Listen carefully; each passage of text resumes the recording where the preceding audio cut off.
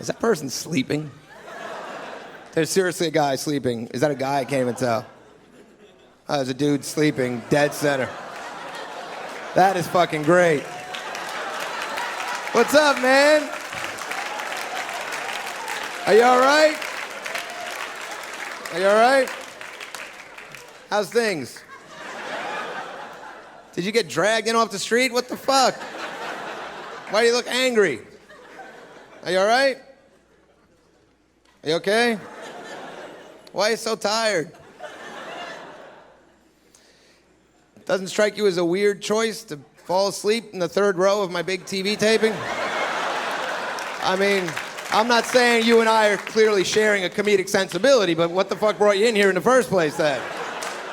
I mean, I'm all for sleeping. I'm sure I'd be sleeping watching you grow weed or whatever you do for a living, but I'm just trying to wonder why you would opt for that. You know what I mean?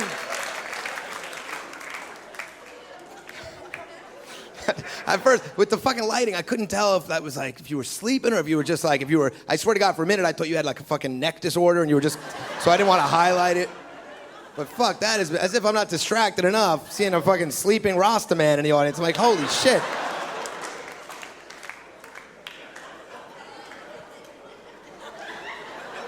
I mean, I got a pretty good idea why you might be feeling a little groggy. But it is a little bit of a, you know, does take the wind out from under my sails a little bit. It's not like I'm at the fucking shit can in Topeka. I'm sitting here in a theater in New York. Ideally, there wouldn't be a dude passed out in the front row.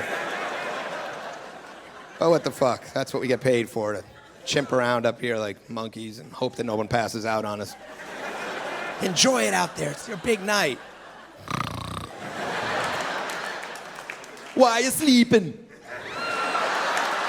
Me don't know, me got up early. Me got up too early for this shit, man.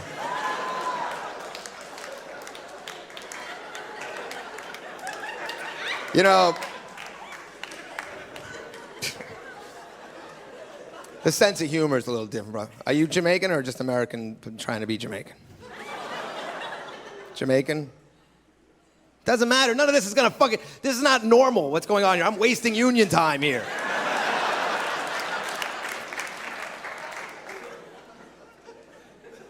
You know what, I was in Jamaica once. And I was on a glass bottom boat tour. And the guy, as his guide is taking us out there, he goes, "You're gonna see all kinds of coral, but remember, no breaking and no taking of coral." Like, fuck, all right. He goes, "There's tree coral, like the tree. Brain coral, like the brain. But no taking and no breaking of coral. Remember, there'll be no breaking and no taking of coral.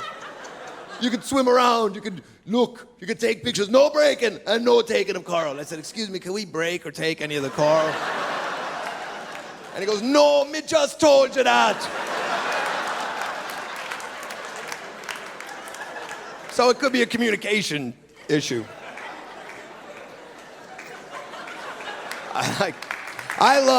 I'll tell you this about New York.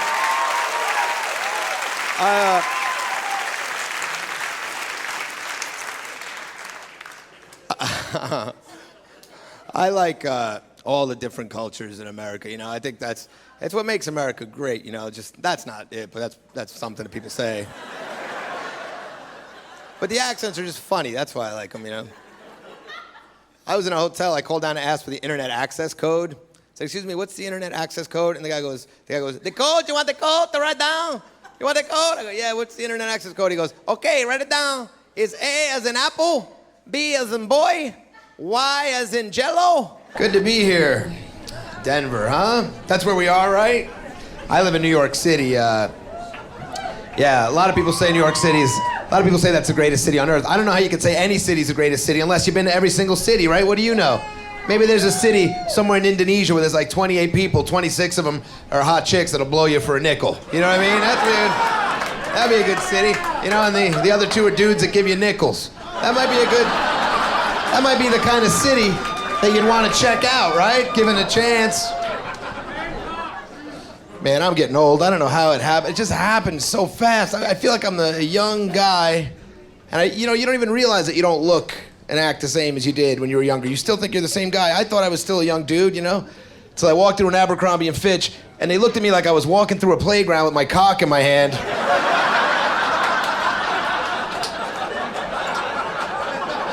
Man, don't go into an Abercrombie and Fitch if you're over 35 years old, because I'll tell you that, they'll remind you pretty damn quick how much of a twisted pervert you are for even thinking that you can wander through that high school cafeteria. Anything over 34-inch waist, they stack way up high in the corner. They literally have like one pair of pants over 34-inch, and they hang it up really high, like they stacked. You can't get it yourself. You got to ask one of the shirtless boy whores who works there if he'll climb for you. Just round out the old. Yeah, I'm too fat and old to get that. Could you climb up, you little? This might be too personal to admit this early, but the other day I was sitting on the toilet, and my balls dipped into the water. And that had never happened to me before, so at first I didn't even know what it just something felt kind of nice. It was like a refreshing sort of sensation, actually. I thought, well, this, yeah. And then I realized I was teabagging my own toilet water. Do you realize how upsetting and depressing that is? That I got old man saggy ball bag that's just swinging loose that low. Because I've sat on that bowl thousands of times. It was in my house. It never happened before. So I guess my balls must have just been sort of skimming the surface, And finally they're like, fuck it, we're going in. And they just, right in the water, like, all right, that's exactly the moment that I became middle-aged. I could trace it to that exact, I'm a middle-aged man because my balls actually just fucking gave up on trying to fight gravity. Just dip right in the old toilet water. And at first I thought maybe it's a practical joke, Maybe somebody added water as a gag. Maybe I'm getting punked. I'm looking around for Ashton Kutcher to come running around the corner with an empty bucket. But there was no gag. It was just my old saggy nut bag couldn't support the weight long enough to... That's just depressing shit, man. I don't know how you look at it. We've had it easy forever. We've been spoiled for a long time in our country. I was in a restaurant the other day. The waitress says, "Hey, gang, did you leave any room for dessert?" Did you leave any room for dessert? How gluttonous a concept is that? Hey, gang, is there any possible way we could jam more shit in your fat fucking face? Any possibility? Is there any room in there for more? Did you leave any space at all? Is there any way we could jam more shit in your bloated fucking carcass? Because we got dudes with plungers that'll come over and jam shit into your esophagus till you're absolutely full. I mean, if there's room, that is, if there's room. How about some death by chocolate? Would you care for some death by chocolate? It's our specialty. Our speciality is death by chocolate. Death by chocolate, huh? How spoiled do you have to be as a culture to make up a dessert called death by chocolate, to trivialize death like that? You think they joke around about dying from their desserts in fucking Somalia or someplace? Or death by a 50-pound bag of relief agency rice? You think there's a lot of that going on? Hey, would you like to die from chocolate? How about some death by chocolate? We bring enough chocolate that it'll kill you. Isn't that funny? We'll keep shoving chocolate in your fat fucking face till you're dead. That's what we do. You'll be flipping around on the ground in some chocolate-induced diabetic seizure, but that won't be enough for us. We'll keep shoving chocolate in there till you're actually dead.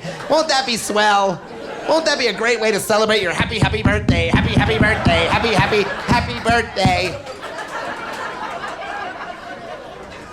Some people give up chocolate for Lent. Ooh.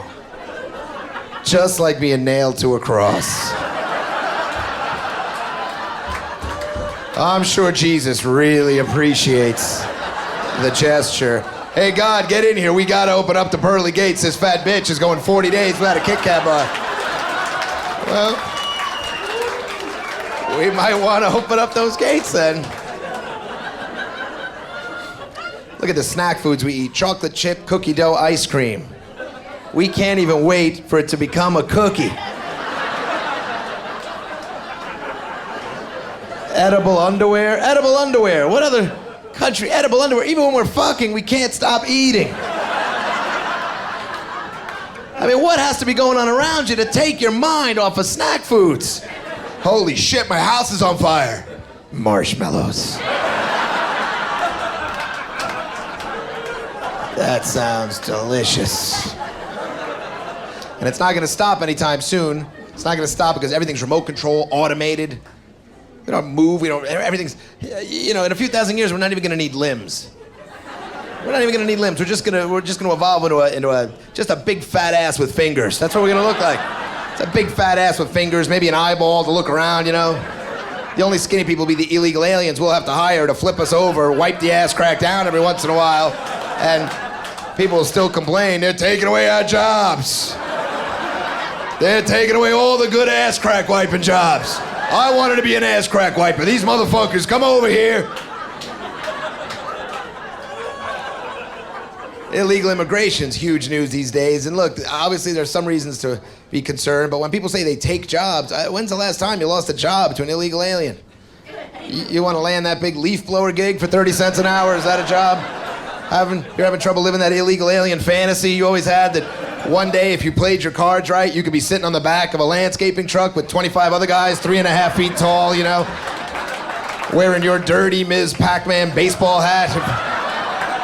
If only these bastards wouldn't keep hogging up all the primo career paths. They're not taking the easy jobs you wish you could get, or the bullshit big money jobs. They're not becoming illegal alien investment bankers, or like illegal alien TV weatherman. Hey, ¿qué pasa? Today in Southern California will be warm, muggy, low visibility, good day to cross a river.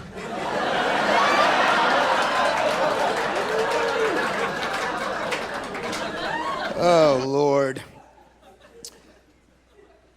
I'm getting old, as we all are, I guess, but I'm feeling it lately. This business kills you as you get older. You don't see a lot of old people on television. We don't see them anymore, unless they're in some bladder control commercials. That's like our vision of the future. You're either dying in some life alert thing or just worried about your bladder. If I could only stop pissing so much, I just piss. They're always like shuffling off somewhere. What a fucking miserable future.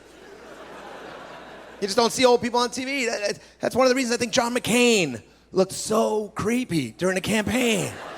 He's not that old, but we're just not used to seeing people like that on television. It looked weird. You had cool hip Obama, and then this angry little bridge troll. It's like,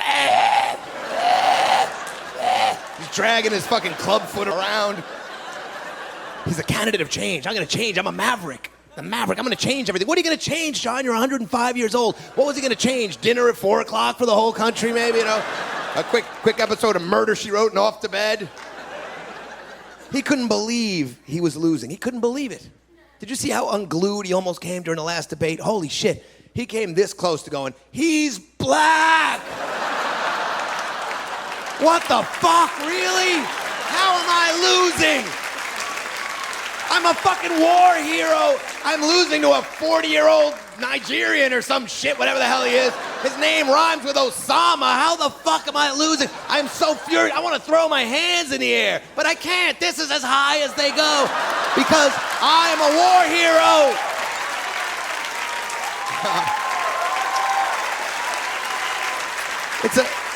It's amazing the role that race played. Race was such a huge thing in that election. Holy shit.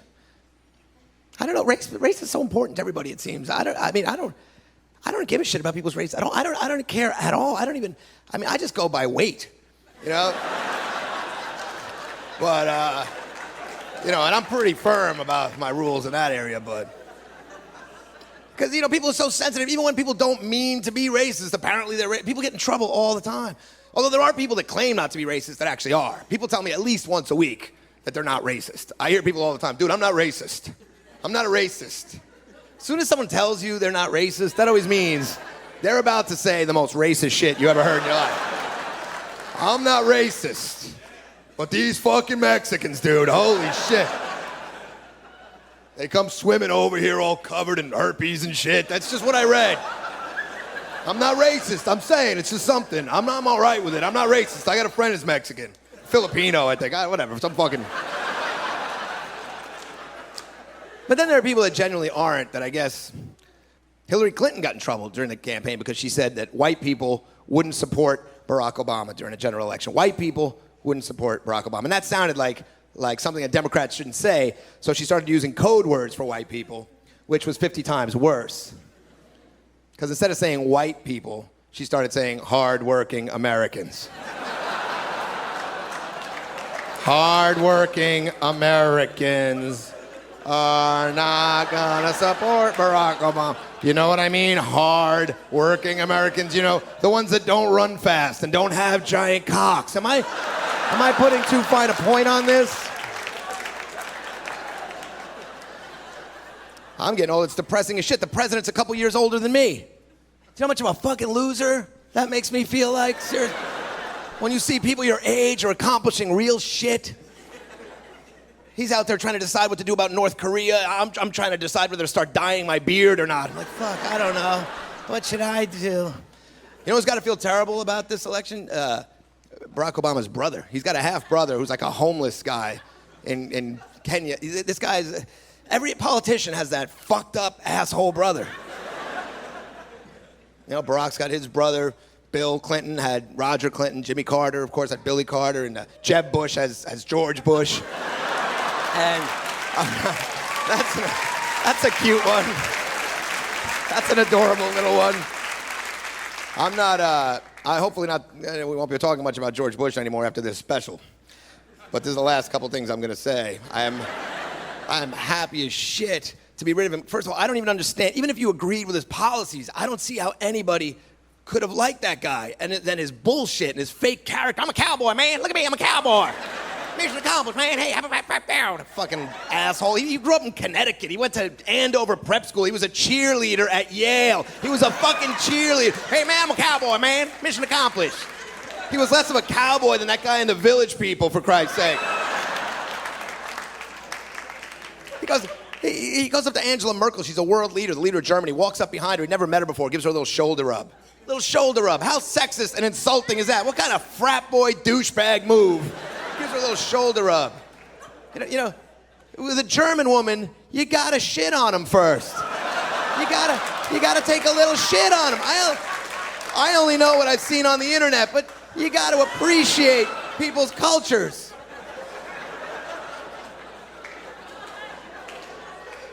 My favorite moment was that shoe throwing incident. He gets a shoe thrown at him. That was the most amazing moment, because normally in America, we're very patriotic people, and even if you hated the president, if someone attacked him, if someone threw a shoe at him, people would have freaked out. But this was fucking unreal. I mean, think about that, some greasy foreigner, you know, like a Borat polyester suit, you know, it's a big, bushy, cliche cartoon character, angry Arab guy, mustache, takes off his camel shit-caked shoe and yells some cliche insult, you know, you American shit pig fucker, you know, and throws his half a sandal at our United States president, and even the biggest redneck in America was like, man, that was funny as shit, man. God damn, that was some funny shit, man.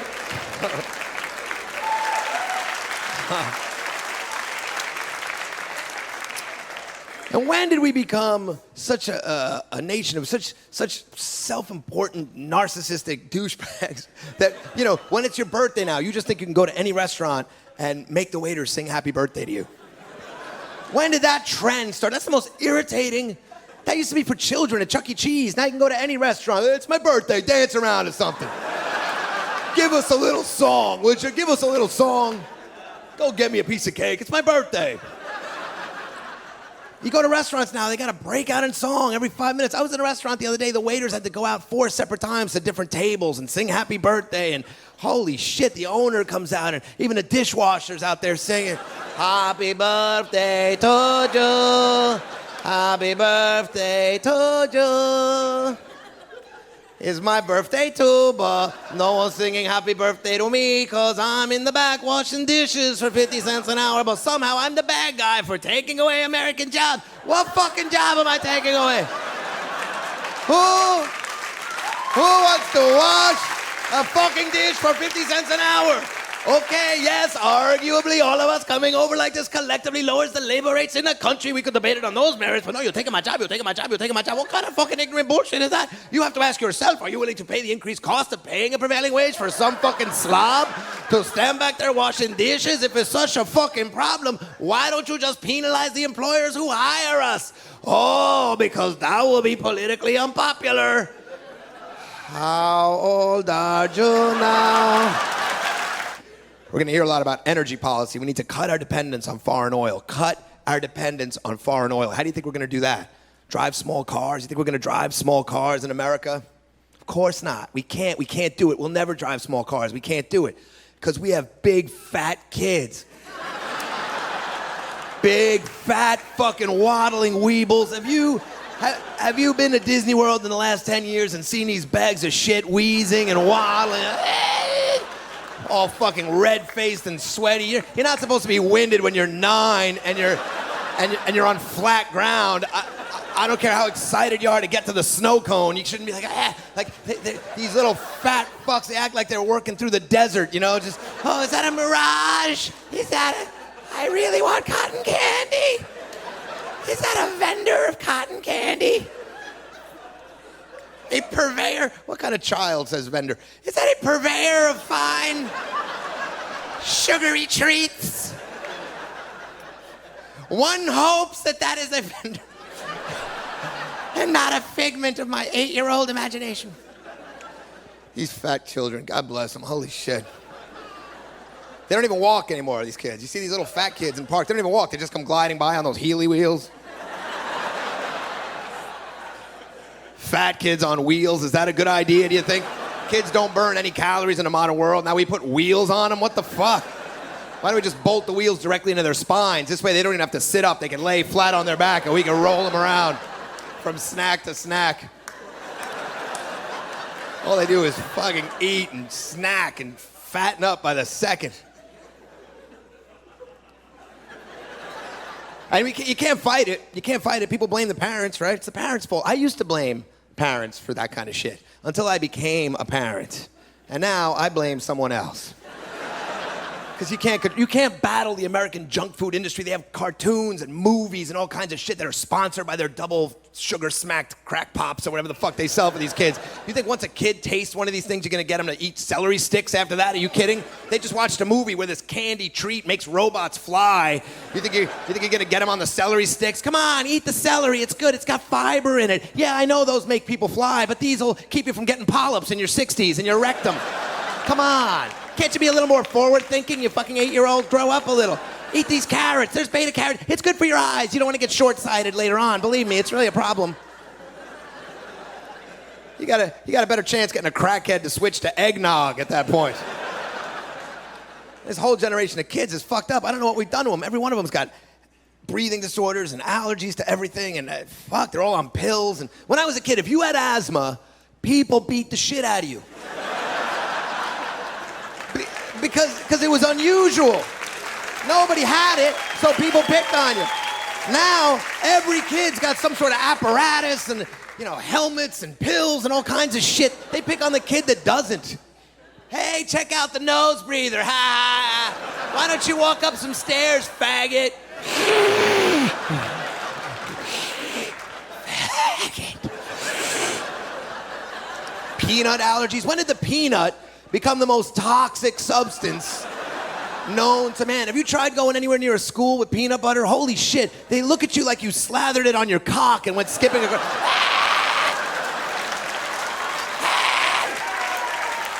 Which one of you hot little motherfuckers want some peanut butter? I got jelly. You just have to dig for it a little. Come on, where are you going? What, are you allergic?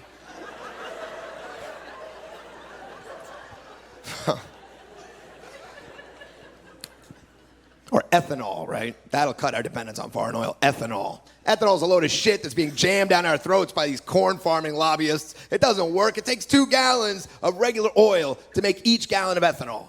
Meanwhile, in Brazil, 80% of their energy comes from sugarcane. 80% of the energy that they use in Brazil comes from sugarcane. How did we fall behind the Brazilians on this? The Brazilians, their last technological innovation was pussy waxing, for Christ's sake. And not that that's not awesome. I mean, don't get me wrong, I'm all for it. I'm just saying, technologically speaking, it's not that advanced. I mean, I guess technically it'll make you more aerodynamic. But that's not gonna cut down on fuel consumption unless you drive with your pussy out the window, you know. I'm getting better mileage lately. Some people say we should drive smaller cars and economize oil and economize fuel that way on fuel. We're never gonna drive smaller cars. We can't drive smaller cars because we have big fat kids. Big, fat, bloated, fucking waddling Oompa Loompas, and you try wedging a pack of these mid-American monsters with their Cheetos and their Funyuns and their Game Boys and their $50,000 seats and helmets that they gotta be lashed into before they can step outside in the yard. You try cramming them in the back seat of a Honda Civic, forget it ain't gonna happen, man. You need an SUV with the horsepower to haul these fat fucks up hills. That's just unfortunately the state of affairs in our country. The sad state of affairs is that we're fatter and fatter by the second, and instead of giving a shit about it, we just have stories about it every day. The obesity epidemic, we're all fat turds, and then what do people do? Sue McDonald's for making them fat. It's McDonald's fault. People suing McDonald's for making them fat. Could you imagine the balls it would take to waddle your bloated, sweating carcass into some ambulance chaser's office? Look at me. Look at what they did to me. Look at this. Look at what they did. Well, you have a hell of a case there, Weeble. You might want to not sit in my good chair, though, until... Who doesn't get that McDonald's is bad for you in this day and age? Who doesn't understand that you eat too much McDonald's, you're gonna get fat? I mean, who doesn't get that? You gotta treat McDonald's like your wife's vagina, right? Yeah, you show it some respect, and you only eat it when you're on vacation. Because, you know, special occasions, you know? You can't make it an everyday thing or your blood pressure will go crazy. You gotta...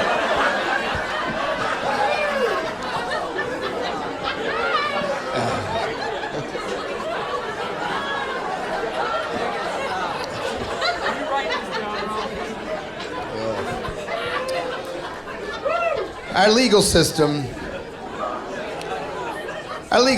is really sort of insane. I've noticed a trend in the last year of putting older women in jail for having sex with teenage boys, which I don't really? That's public enemy number one that we gotta crack down on? Really getting these women? Osama bin Laden is still out there. Michael Jackson is free to sack tickle his way across Bahrain or wherever the fuck he is. And yet we're putting these dream makers in jail for having sex with teenagers. Holy shit. You know, when it comes to like a 15, 16-year-old boy, any sex that doesn't end with you limping out of a rectory is totally acceptable, you know what I mean? There's that woman around here, she got 30 years for having sex with her son's friends. 30 years! She said she just wanted to be the cool mom. Hey, you remember when the cool mom was the one that would bring oranges to soccer practice? Remember those days? But you know, that's the new thing. You want to be cool, you gotta take it up a notch. You know, it's very competitive out there. Dude, your mom is so cool. My mom would never let our friends gangbang her in the basement. You got the coolest mom ever. Your mom is cool as shit.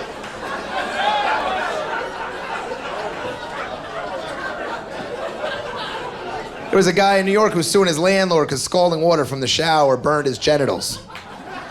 That's a hell of a way to test the water, huh? You're like, oh.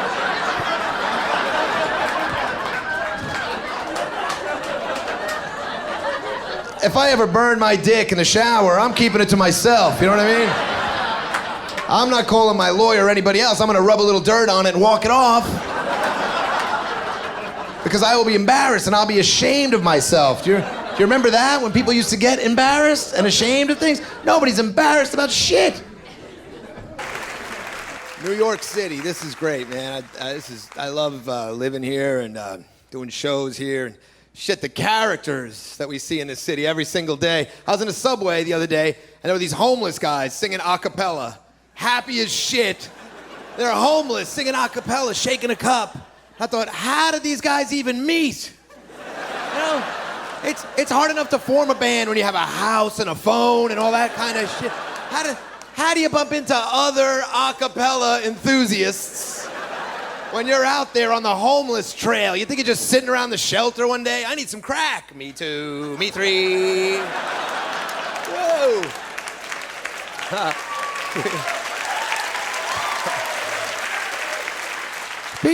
People talk to each other in this city in a way that is just not normal. I was stopped at a light the other day. These two guys are unloading a truck. One guy looks at the other guy and goes, Hakuna Matata, motherfucker, from the motherfucking Lion King.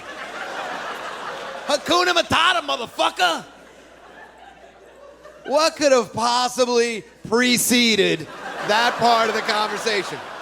What's your favorite Disney cartoon song debate ends up with Hakuna Matata and motherfucker in the same sentence? That must have just built all day long, you know? Nah, that song sucks, man. I like the other one for that. Under the sea, under the sea. Nah, man, Hakuna Matata. Don't be a fucking pussy, all right? It's under the sea, under the sea. Hakuna Matata, motherfucker. I was in a subway the other day. This guy screams across the tracks. He goes, yo, Monica! Yo, Monica! Yo, you got AIDS, yo! And I thought, wow, that's how they tell you? That Michael Moore is right. We have the worst fucking healthcare system. Up in Canada, they call you up probably, right? Maybe an email or something. They don't just hire a Puerto Rican kid to scream across the tracks. What kind of shitty way is that to get health news? Yo, Greg, your cholesterol's high, son. Thank you, Hector. Thank you for taking time out from your busy schedule of barbecuing on the shoulder of the Cross Bronx Expressway and bringing me up to speed on my health status. You have the Puerto Rican Day Parade here in New York every summer. That's pretty exciting, right? Everybody's so proud of their ethnicity in this city. All over the country, people are so proud of what they are. What are you? What are you? But here in New York, we gotta have parades every 2 hours in the summer, you know? Everyone's proud. They gotta march to show how proud they are, you know? It's like 5 hours of gridlock every weekend because it's the Albanian patron saint of cabbage's high holy feast day or some shit. You gotta sit there waiting forever. You're missing your appointments because 5 fat guys in sweatsuits have to walk a papier-mâché cabbage god up and down Fifth Avenue. The Puerto Rican Day Parade, though, is great. That is a great parade, the Puerto Rican Day Parade. But you never hear the good things. All you hear is the negative things. But what about the positive, empowering messages, particularly to women that come from that parade? You know? Like, you're never too fat to wear a tube top. I think that's a message that has to be heard. Because, you know, you always hear that girls feel bad about their bodies because they have to compare themselves to these anorexic actresses and everything. But there seem to be girls out there in that parade that don't, you know, they seem immune to that shit. I don't know. They're like, my sit looks good. My sit looks good, you know. And even if they're 300 pounds, they don't have to rule out the denim micro mini skirt. They hop on the back of their boyfriend's ninja motorcycle with their ass all hoisted up in the air. Thong is sticking out. It's not even one thong. It's like 3 thongs all knotted together.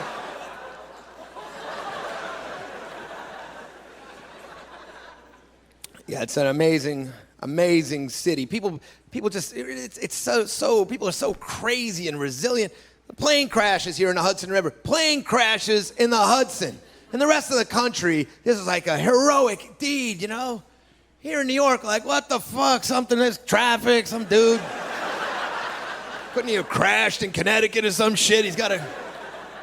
Even after 9/11, we did shows almost right away. We started doing shows really quickly in the clubs around the city. In some parts of the city, there wasn't even electricity in some parts of the city. Yet the subway didn't even go there. But we started doing shows in these clubs because people seemed to want to come out. They seemed to want to laugh. And I couldn't believe it. You know, it was right after 9/11, and there were already people in the audience as bachelorette parties. And I thought, holy shit. You know, I never thought that I would be proud to see a pack of drunken Jersey girls with condoms on their heads. And I thought, shit. They are never going to change the American way of life. They just knocked down the World Trade Center, but they couldn't stop this gaggle of squawking twats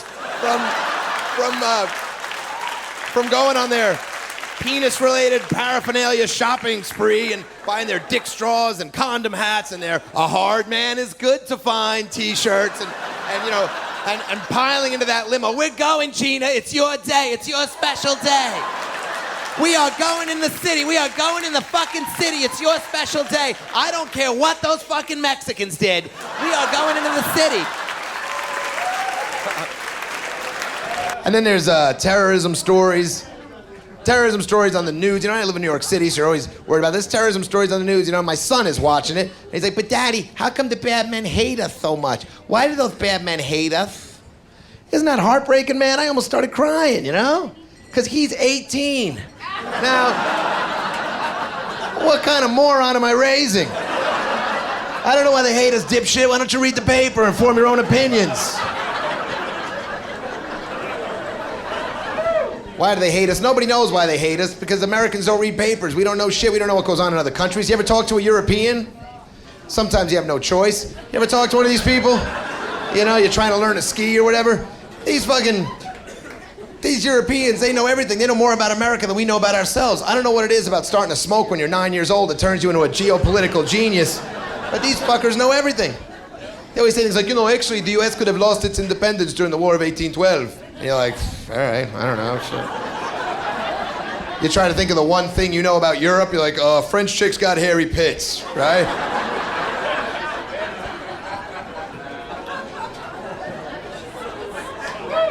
I was talking to this Arab guy. He said, why do the Americans always support the Israelis? He said, it's probably because in America, the Jews have all the money and they control the media, which is ridiculous and racist and really only part of it. Americans don't really know what goes on between the Israelis and the Palestinians. So basically, Americans support the Israelis for one reason, because the Israelis never do this.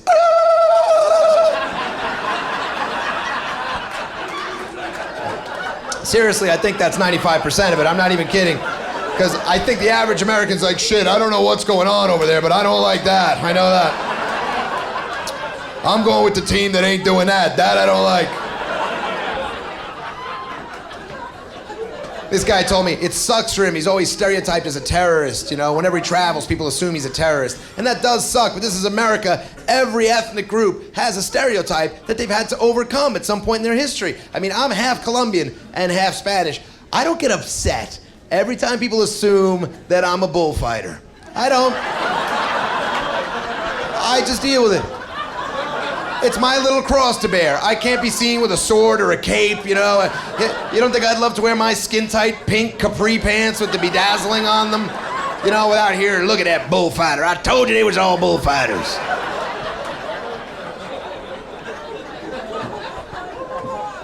And in New York, you know, they have signs everywhere in the subways that watch out for anything out of the ordinary.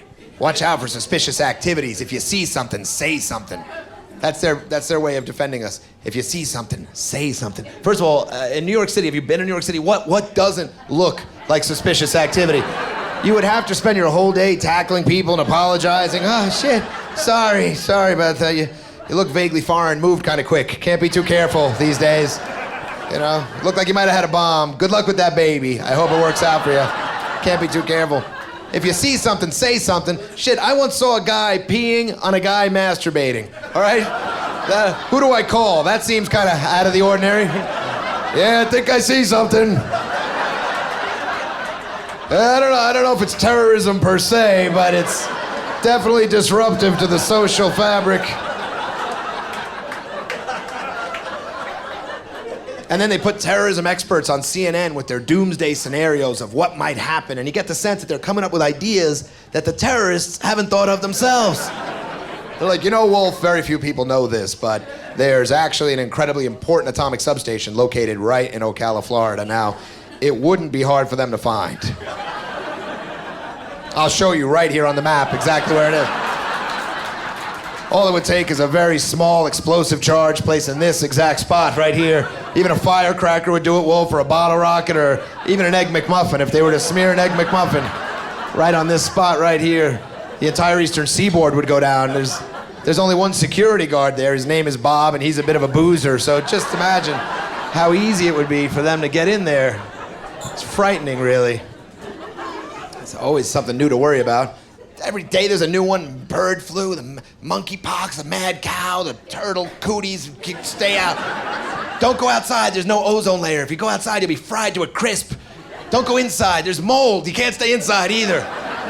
Watch out for ticks. There's ticks on the deer. The Lyme disease, it'll fucking kill you. And just get away from, just, you know what? It's literally to where like you just gotta wrap yourself in cellophane and bury yourself in a hole in the yard and just hope for the best. Mad cow, bird flu, the bird flu, the monkeypox. A while back there was an outbreak of the monkeypox in the Midwest. Monkeypox. When I heard you can get a disease, oh, by the way, there was an outbreak of the monkeypox. It was people were playing with their prairie dogs and getting the monkeypox. When I first heard you can get a disease from playing with your prairie dog, I thought, well, shit, that's a weird euphemism. You know, I thought playing with my prairie dog was the best way to avoid diseases. But people in the Midwest were getting the monkeypox from playing with their prairie dogs. And by the way, the Center for Disease Control swooped in and stopped the whole thing. Within no time, they figured the whole thing out. They're like, well, this prairie dog had shared a cage with an African rat from Namibia, and you could see from the bill of lading that it came from a part of Namibia where the monkeypox is rampant. So they came in, they quarantined everybody that ever came into contact with these things. Within like 2 or 3 weeks, they stopped what could have been a serious epidemic. Well, where's Osama bin Laden? Where the hell is he? We can't find him. We can't find him, but we can find a gopher with the sniffles in a terrarium in Madison, Wisconsin. Do you even remember bin Laden? Wasn't he important? Weren't we supposed to be looking for Osama bin Laden? He's public enemy #1. We gotta get bin Laden. And then the new season of American Idol comes on. We're like, oh, fuck it. I don't even want to think about it.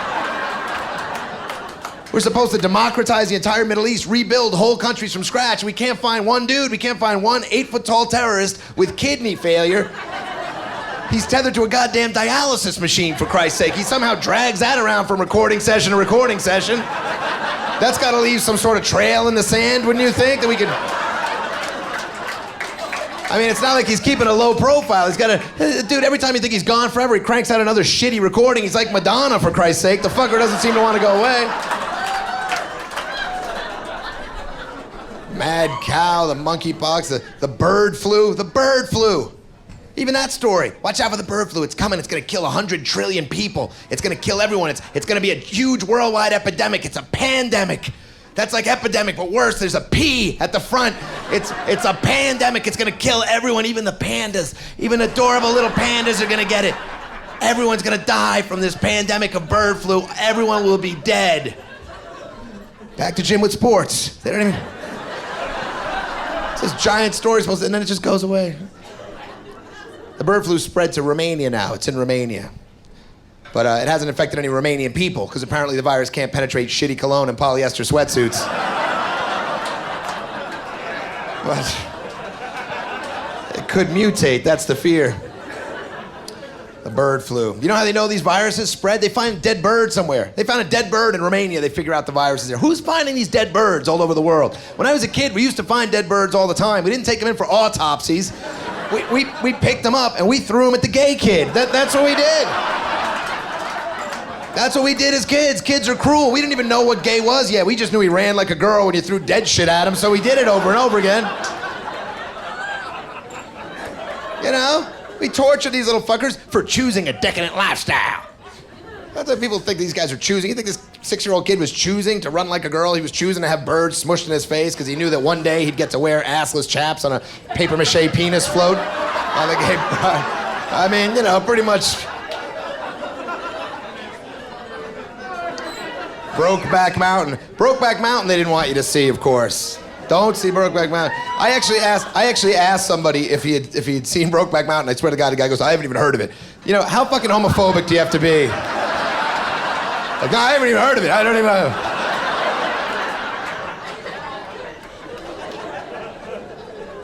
Look, Brokeback Mountain is one of those movies that really tests, you know, your limits of tolerance. Because I used to think, I don't care if someone's gay or not. I'm convinced people are born. People are born the way they are. Who gives a shit, you know? And yet, when you make a gay cowboy movie and you call it Brokeback Mountain, you're testing my ability not to giggle all the way through the trailers and going like, is that for real? This is a real movie? Brokeback Mountain? Could that sound any gayer? Holy shit. Didn't those guys think about that when they were putting the movie out? Nobody said, you really think we want to call it Brokeback Mountain? Could it be any? How about Nutsack Ridge? That might be another way we can go with it, you know? Veiny Shaft Hollow. That's got a nice ring to it. How about Mangoo Gulch? Too much? Too on the nose?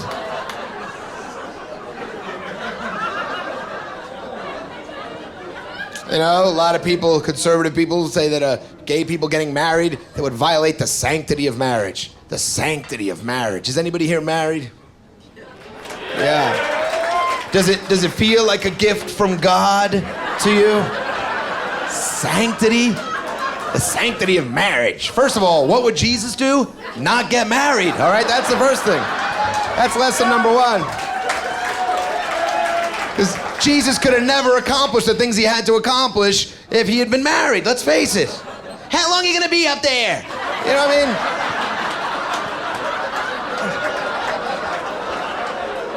mean? Not only do I think gay people should be allowed to get married, I think they should have to get married because I'm a little tired of their happy-go-lucky lifestyles. They should have to suffer just like everybody else.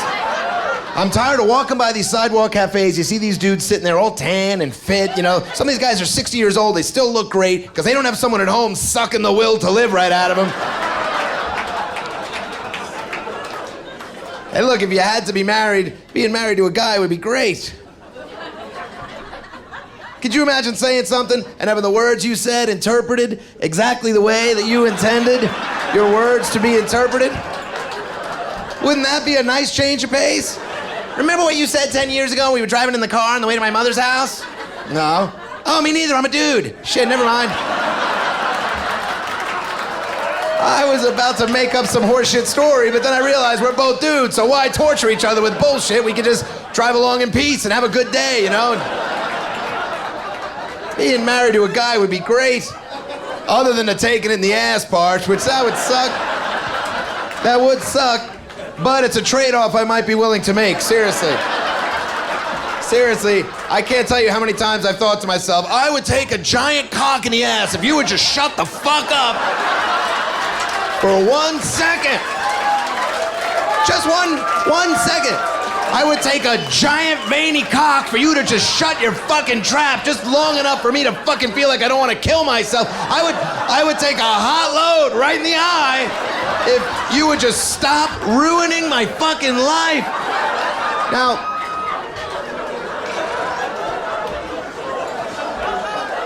you know, I think maybe it's because I'm a romantic, you know what I mean? And I don't think you should tell people who they should find attractive. You look at soulmates, right? Soulmates. I didn't used to believe in soulmates at all till I saw Siegfried and Roy, all right? You have a gay lion tamer who hooked up with another gay lion tamer. What are the odds of that happening? Talk about holding out for Mr. Right. That seems like a pretty beautiful story. People say they can't find someone who shares their interests. Siegfried found another gay lion tamer. Hang in there.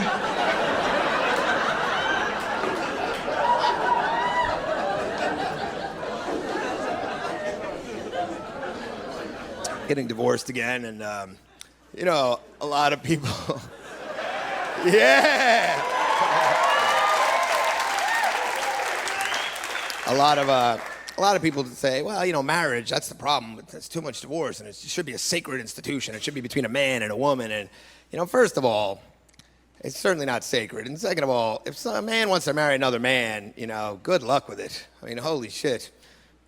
You don't choose what you are. You don't choose whether you're gay or not. You just are what you are. How can you discriminate against someone for being what they are? Like, I don't choose to be attracted to women. I don't choose it. I happen to be attracted to women. It sucks. You know? That means every 10 years or so, I got to give all my shit away and start from scratch. I don't know what they are.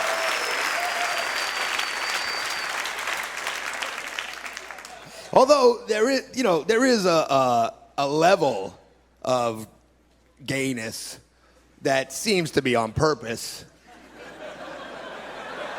You know, at that point, it's probably okay to laugh at that. I mean, I think. I was on a plane the other day, and the flight attendant is a guy. Flight attendant walks up next to me with the cart, and he's like, "Snack, sir." Holy shit, that's got to be a choice, no? You could definitely scale that back a little teeny tiny bit. Snack! And then I realized maybe it's because you got to say that shit over and over in an airplane. If you had to say snacks over and over and over again, it'd make anyone sound pretty over the top. Because this guy just had to push the cart and say that 400 times. Snacks, sir. Snack, snack. Snack, sir. Snacks. Look, I have snacks, snack. Sir, for you a snack, miss. A snack, snack. Snack! Snack, snack, snack, snack, snacks. Snack for you, snack. Snack! Snack, snack, snack. Let me suck your dick, sir, please. Please let me suck your dick. Please. Just the tip a little bit, sir, please. No? Snack then? Like somebody,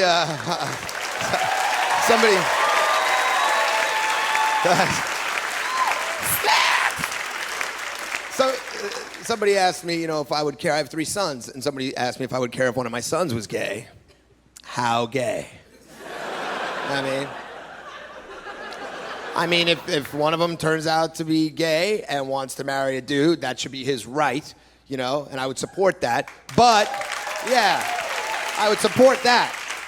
But if I get on an airplane and my son walks up behind me going, snacks! Snack, Dad! Snacks! We could dial that down a little tiny bit. That's all I'm saying. That's behavior, If he wants to bring his new husband to Thanksgiving dinner, great. But if they start fisting the turkey and, I might be like, all right.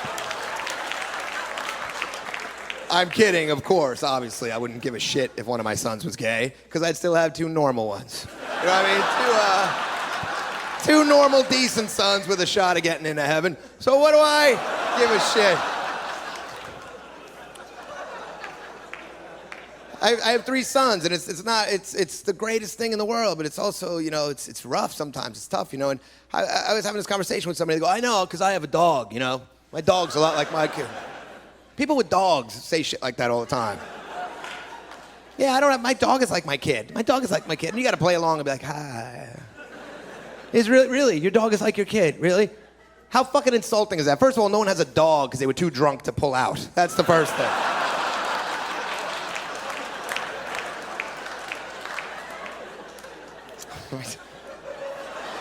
And you try not to have a favorite when you have sons or kids. You can't have a favorite. You can't let them know if you do. And I don't. I treat my main son and the other 2 exactly the same way. I hope they never feel the need to be in the closet. That's the main thing, That's because everybody knows those guys that are just so in the closet and they won't come out. And it's not like I care. It's not like I care about people. It's just that it gets exhausting to have to play along with that charade all the time. I have this friend, Tommy. Every time I see him, he's like, boy, that Jessica Alba's a piece of ass, huh? Boy, you know what I'd do to her? Gargle her ball bag, probably, Tommy, if she had one, but otherwise probably something else.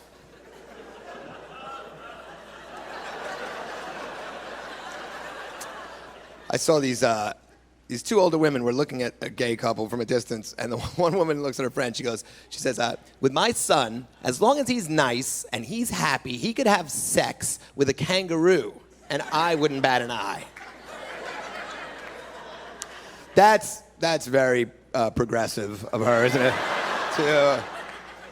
To equate homosexuality with kangaroo fucking. Whatever kind of crime against nature he's involved in, I'm fine with it. What do you mean you wouldn't bat? If you walk in and someone's fucking a kangaroo, you're gonna notice that. Holy shit. Even if they're not fucking it, even if they're just standing there with it, that's gonna be noticeable. Oh, wow, how'd you get it here even, You're gonna have some questions. Why would you fuck a kangaroo when there's so many more manageable marsupials? Like the koala bear, that's the most fuckable animal right there.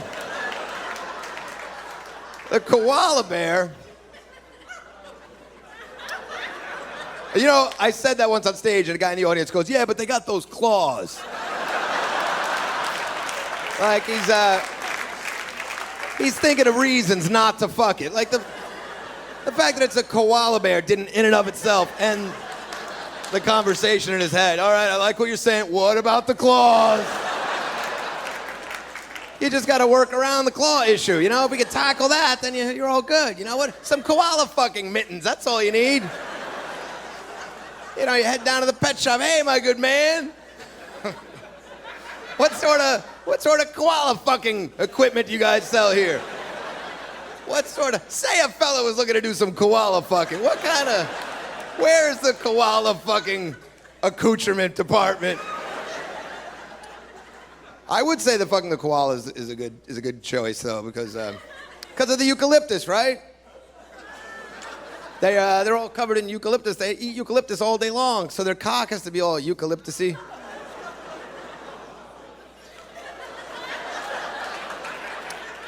Or if I were a guy doing this bit, I would say that if I wasn't a closeted gay guy, clearly. How the hell did cock pop in my... I've never said cock in that joke before, and it just popped. You know, when you're fucking the koala and its cock is in your ass.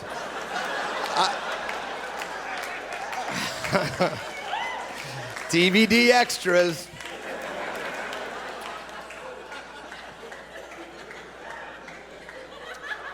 The koala's the most fuckable animal because of the eucalyptus. They eat eucalyptus all day long. So if you fuck the koala, your cock would probably get all eucalyptusy, you know, and then maybe you meet a girl with a sore throat, you know, and it's win-win. It's so rare that an act of bestiality ends on an up note like that. Texting is a technology that I never would have anticipated catching on the way it did, huh? Holy shit. I tried to fight it. Now I'm just like everybody else. I'm walking around like a crack-addled praying mantis 24 hours a day. Shit. Hey, shit. Hey, what are you up to? What are you doing? Oh, nothing. Just sitting here having lunch with you. Oh, ha, ha, LOL. That's fine. What are you going to order, LOL? LOL, how fucking... Are we really as happy as a country? Are people really laughing out loud as often as they say that? Because that would be one fucking psychotic nation if we're like, oh, hey, just having lunch. Ha, ha, ha, ha, ha, ha, ha. See you later. Not if I see you first. Ha, ha, ha, ha.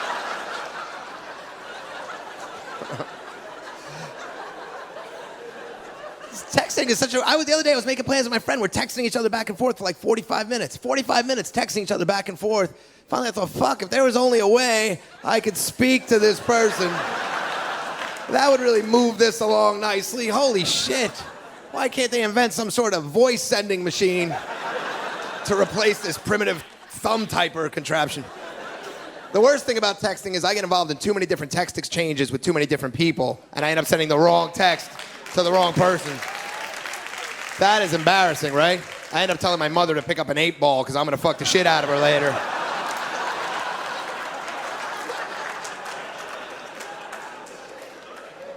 And she's like, dude, you can't get wood on blow. You're so full of shit. Hey, how would you know, Mom? And it's only a psychological thing anyway, and it's when I do too much. And you know what? Maybe if you didn't discourage me at everything I ever did, I wouldn't become such a drug addict in the first place. Frown.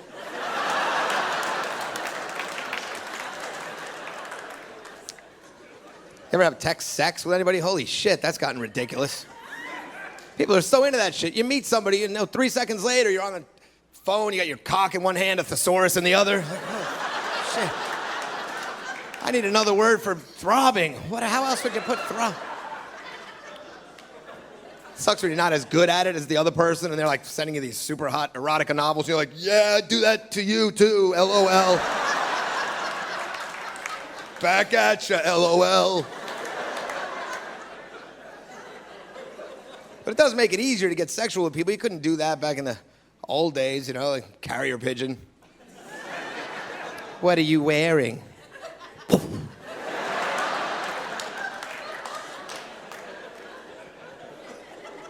Sit there jerking off for 3 months till it comes back.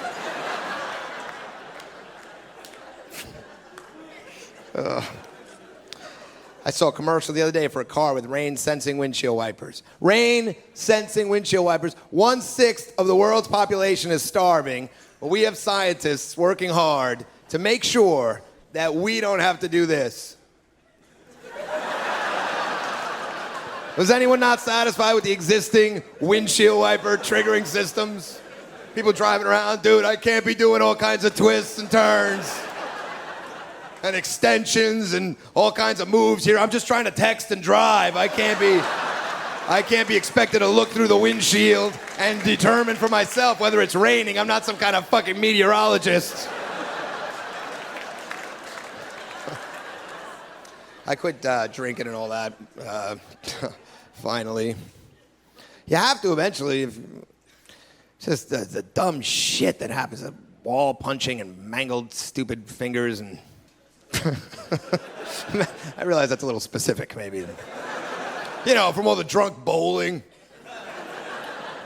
I punched walls, I fucked up my hand. Every drunk asshole punches a wall at some point in his life, right? There's never a happy ending. There's no surprise. There's never like, oh, it's softer than I would have expected. This is actually turned out not as bad. Nothing good comes of it. You never break through the wall and find a missing child on the other side. Oh, shit.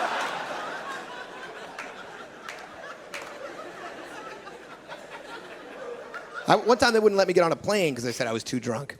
Too drunk to get on a plane. Do you know how fucked up you have to be for someone to look at you and go, sorry, sir, you are too drunk to sit.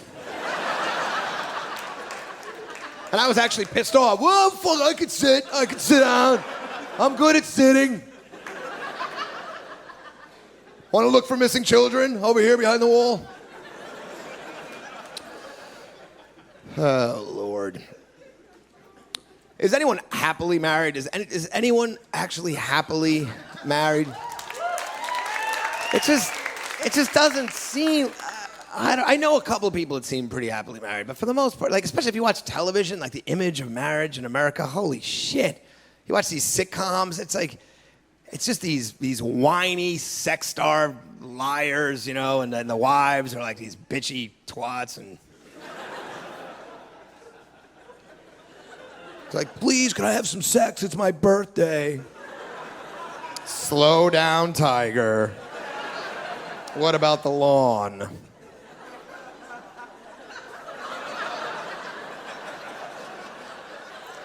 There are more whipped men on television than there were on the Amistad. It's a fucking miserable existence. Did you see this guy that got hit by lightning? He got hit by lightning 7 times. He'd been hit by lightning 7 times and survived, and then he killed himself over a woman. God couldn't kill this guy.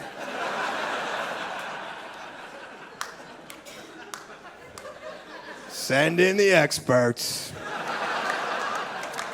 There was a guy...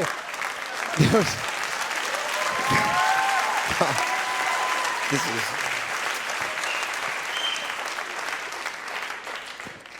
Oh, shit. There was, how about that guy jumped off the Carnival cruise ship, jumped off the balcony of a cruise ship into the ocean because he got into a fight with his wife about his bar tab. So he jumped into the ocean and drowned. That story sounds insane to anyone that's never been married. Because I swear to God, I'm not saying this for a fact. When I heard that story, I thought, yeah, shit, I could see exactly how something like that. You're drunk. I'm on vacation. You're fucking drunk. I'm on fucking vacation. You're gonna be hungover tomorrow. You're supposed to take ice sculpting classes on the Lido deck. If you don't shut the fuck up, I'm gonna jump off this goddamn balcony. You don't have the balls. Even Barack Obama and Michelle Obama, they seem to be pretty happy together. And even he has to play that role of the cliche, stereotyped, douchebaggy, loser husband. You know, oh, I don't know. You'll have to ask Michelle.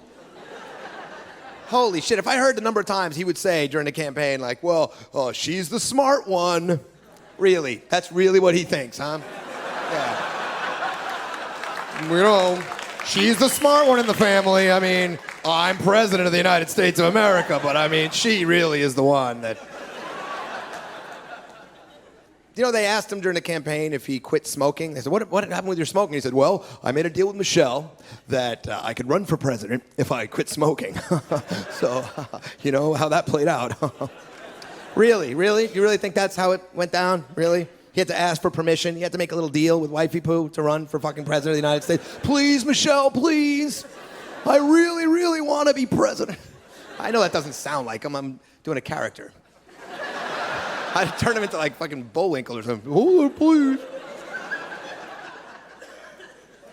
I really want to be president, Michelle. You're the smart one, please. What about the smoking, Barack? If that's true, how would he ever possibly negotiate with other world leaders? You'll halt the development of your nuclear program immediately. Really? Did your wife tell you to say that? Look at me, I'm smoking. I love to smoke. Oh, it's delicious to smoke. Should I just talk to Michelle directly, or do you have any fucking balls at all left? You pussy whip faggot. Let me ask you. Do you wanna... Should we talk nuclear shit, or I love smoking. You know what I tell my wife if she told me to quit smoking? I cut her fucking tits off. That's what I would do. What do I know? Can you talk? Is this tonight date night for you? Do you need to go see, I don't know. In my country, we don't have date movies, you know.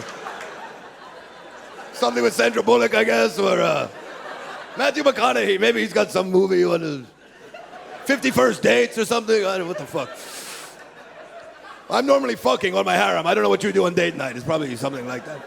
You know, it seems to be a lot easier these days. Like, even my friends are going on these computer dates all the time, and that used to be for losers. That used to be for fucking losers. Now everybody goes on the computer, just types away. I know guys going out with 5, 6 different women a week, like hot women from the computer. You know, and it's just my luck. I get married and they come out with this great new way to get laid. I feel like a guy who got polio a week before the vaccine came out.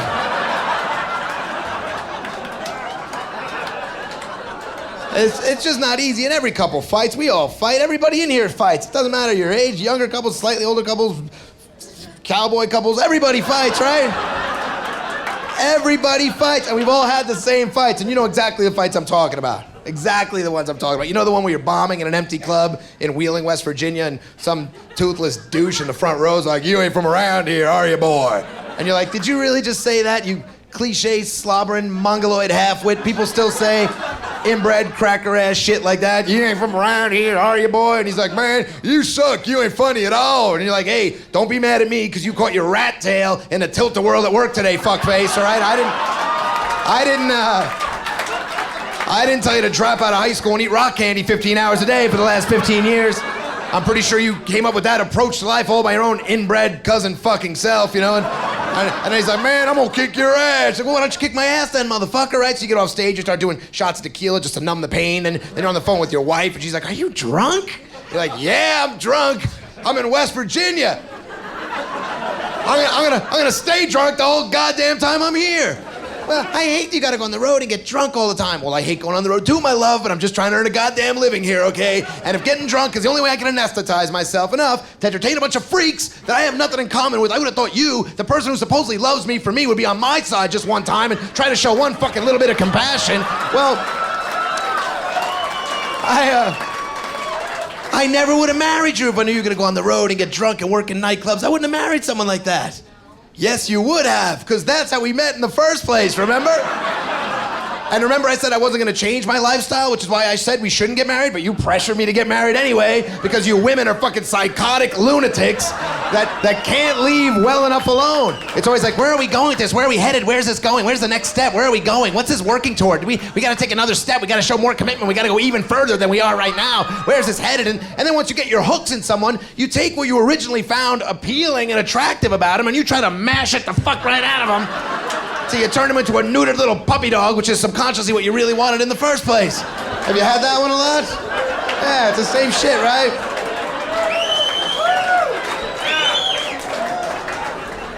Years ago, I came home drunk on my motorcycle. I know that was stupid, but I had to pretend I wasn't drunk, which is impossible. And we have one of these loft beds, so I gotta climb up in the loft bed and pretend to be sober, and she could see right through it. You know, I'm talking too loud and I'm slurring. I'm still wearing my helmet. That's not gonna fool anybody. Laying in bed, buck-ass naked with a big full-face helmet on my head. I ain't drunk, honey. I thought we could play Alien Space Fantasy Invaders. My favorite story from the last year was that guy, Brian Nichols, who was on trial for rape. Instead of going to trial, he stole a gun from a court officer, pistol whipped a bunch of people, murdered a couple people. Then he holds this woman hostage in her apartment for 7 hours. She makes him breakfast, and he let her go. Now, I don't want to sound sexist, but there is a lesson there.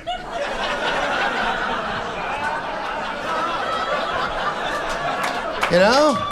It may not kill you girls to learn your way around the kitchen. You know? A nice fluffy stack of flapjacks turned that murdering rapist into John Mayer, for Christ's sake. Imagine what a nice omelet might do for that fella. I'm not misogynist at all, but rappers, those guys are misogynist, man. They get away with some shit. Little John's got a song on his last album where he goes, "No more dick for your pussy, just dick to your throat. You ain't gonna get no child support." Not that that's a bad approach to life necessarily. But I don't want kids growing up hearing that message. I don't want kids thinking that throat and support rhyme. It's not right. Shit, it's just getting old just sucks. I can't watch MTV. I feel like I'm 150 years old. Shows like MTV Cribs.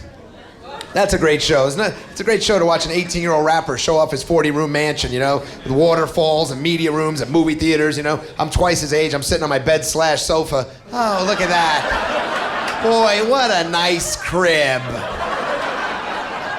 This house has 18 bathrooms. They're all made of imported Italian marble from a 14th century Franciscan monastery. Meanwhile, I'm pissing in the sink because my crazy wife has locked herself in our one bathroom and she won't come out till I admit that I have a drinking problem. Well, it's gonna be a long wait, my love, so hang in there. When you get out, you might want to watch a little MTV Cribs because I noticed Ludacris's bitches weren't busting his balls about what he does to unwind. Man, I love watching hip-hop videos because for the bitches, man, bitches are great, right? They're so much better than wives or girlfriends. If I had it all to do over again, I would never get married. I would just have a bunch of bitches. Because, man, you watch those hip-hop videos, bitches are fucking great. They're just always in a good mood. They just dance around in their thongs and their high-heel shoes, and you get to do bong hits all day long, play the Xbox, your friends can come over. Bitches never complain. They never tell you to mow the lawn or, you know, take your feet off the couch. Bitches don't even talk. They don't even have vocal cords. I mean, really, they'd only get in the way. Bitches are great. You know, if you have a wife or a girlfriend, she might help you wash the car, but she's not gonna soap herself down in suds and press her tits all over the windshield, you know? But bitches do. That's how bitches do it. Bitches spend all day washing things with their tits. It's like, and if bitches get in a bad mood, if you get in a fight with one of your bitches, you don't have to apologize. You don't have to buy flowers. You just turn the music up and they just dance more. It's like they can't help themselves.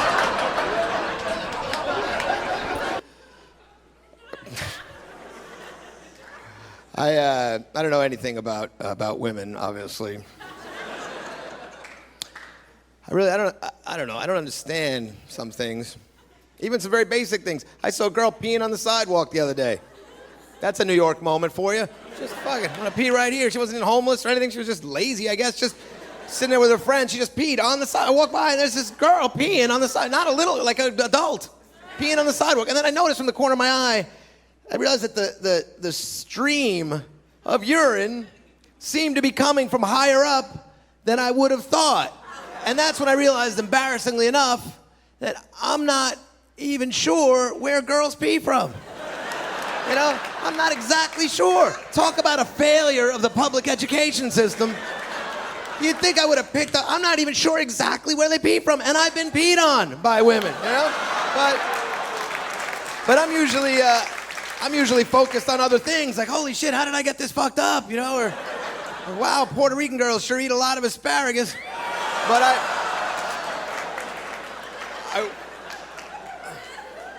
do you remember the first time you saw a vagina as a dude? Holy shit, when you're a kid and you see a real adult vagina for the first time, like in a magazine, it freaks the shit out of you. I found like a Hustler magazine and there was this girl spread-eagled. And I'm looking at it with my friends. I was like 9 years old. That is the most horrifying thing you've ever seen in your life. I looked at that, I was like, fuck, this girl's been injured. Holy shit. Why are they taking her picture? Somebody get her to the hospital. She needs to be stitched up or something's got to be trimmed or what the fuck is it? Did she sit on a landmine? What is going on here? There's such a youth-oriented culture, you know? It's like party when you're young, and then later you taper off and you just kind of fucking miserably die and fade away, you know? It should be the other way around. Like, I think the drinking age should be 40. I think you should start drinking at 40, because that's when you need it. You should save it up, build a foundation, and then get fucked up when you need it. Because, you know, when you're young, life is fine. Later on is when it gets fucking difficult. Like, my life is so much harder now than it was when I was younger. I want to be fucked up now all the time. You know, but I can't because now I'm an alcoholic and I can't drink at all because when I do, I end up snorting crystal meth off a switchblade at some after-hours bar thinking, shit, I'm gonna be late for my flight in the morning. Except it's like 2 in the afternoon and the flight was 6 weeks ago and you're like, holy shit, how did that happen? You know, save it up because, you know, the things you do when you're young are not that bad anyway. Parties are fun anyway. It's the things later in life that suck. Parent-teacher conferences. That's not so easy. Parent-teacher conferences. Finding out your kid's a half a tard. That'd be a lot easier with some fat rails and a few shots of Jack in you. Hey, what's that? He can't read? Well, maybe he's not a reader.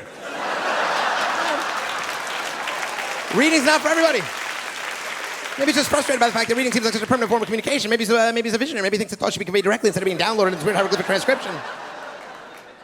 Or sex, you know, you always go out, get drunk to get laid, or save it up for later. Later on is when you need the chemicals, you know, later. When you've been grudgingly pushing your semi-hard cock into the same woman for 25 years, that's when you need the beer goggles, I would think, at that point. Not when you're 18 or 19 and everything's more or less where it's supposed to be. It's later on. Let's face it, fucking old people's disgusting.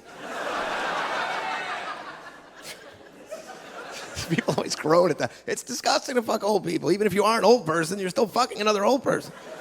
Fucking old people's disgusting. I know, because I used to work in a nursing home. And it's disgusting. And it's worse for women, because now with Viagra, guys are going to want to have sex forever. Can you imagine? Laying there, looking up at the hollowed-out shell of the man you married, some broken-down old dude with his sweaty, liver-spotted head, just wheezing, and his big, bushy eyebrows. He's looking down at you. His fucking saggy man tits are flopping around with tufts of gray hair, smacking you in the face like 2 Santa Claus beards tickling your chin as he grinds his bony pelvis in you. Wouldn't that be a nice time for some ecstasy? Wouldn't that be a nice time to start rolling a little bit then, you know? You know, like... Shit. Well, this ain't bad at all. His 2-foot scrotum feels like the tongue of God on my thigh.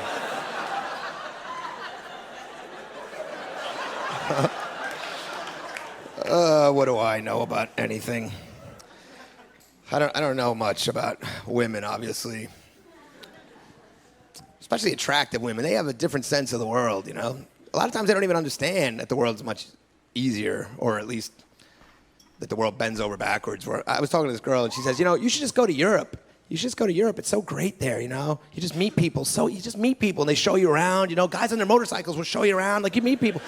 Really? Really? Is that how it plays out?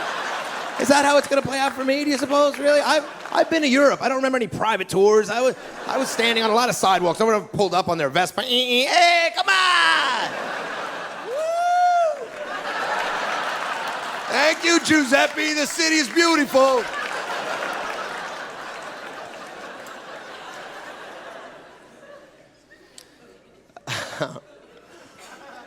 I was talking to this friend of mine, and she said, you know, it's really hard for women, and a lot of in the workplace in a lot of cases, you know, and there's a lot of discrimination. She was pointing all these jobs out, and there's very few women in this field. And pilots, there are very few women pilots, and that's true. There's not a lot of women pilots. I noticed. I was on a plane the other day, and the pilot came on, and it was a woman. It was a woman's voice. She goes, "This is your captain, Captain Johnson." And everybody on that plane, men and women, were like, what the fuck? Seriously, put the real pilot on. Holy shit, this is a big fancy machine you're driving, Buttercup. This ain't some kind of Barbie's dream car you're dicking around with. But there are jobs that are hard for men to get too, you know? Bikini waxing jobs for dudes. That's not easy. Damn, here for the job. Pussy waxing or something, what is it? I like pussies, I like wax. I figure, you know, mix them up. I got my tools in the truck. You want me to start right now? Let's face it, it's not easy to have relationships these days because there's too much outside pressure, there's too much sexual stimulation, there's too much shit going on. You know, all this internet porn, there's porn everywhere. And they go, well, internet porn is ruining marriages. You know, I don't know if it's ruined my marriage, but it's definitely destroyed my keyboard. And there's too much sexual pressure on us. As men, you walk around in a constant state of aggravation. Women can't even relate to that. You don't understand what it's like to be constantly visually tortured. I mean, look, when's the last time any woman in here has ever even considered masturbating to a mannequin in a department store, all right? You don't even imagine, that would never turn you on. I saw a sales girl pulling panties off a mannequin. It was the hottest thing I'd ever seen in my life. The hottest thing I'd ever seen in my life. She was just doing her job, just pulling the panties off. It didn't even occur to her that she was doing anything erotic. She's just pulling panties off a mannequin. I could barely use every strength of power not to just rub it out right there in the middle of the... Pulling panties off a mannequin, and it wasn't even a full mannequin. It was like a torso mannequin. It had no arms, no legs.